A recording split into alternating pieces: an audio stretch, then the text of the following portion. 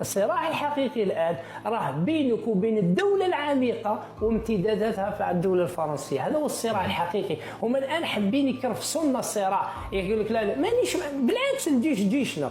وتصور باللي فرنسا راح تخلينا ترونكيل؟ جامي. فرنسا مستعدة أن تسيل دماء، تريق أنهار من الدماء في الجزائر ولن تترك الجزائر. لذلك فرنسا لا تترك الشعب الجزائري لحاله، لا اليوم ولا غدوة. فرنسا لابد أنها تطرد كما طردت في 54.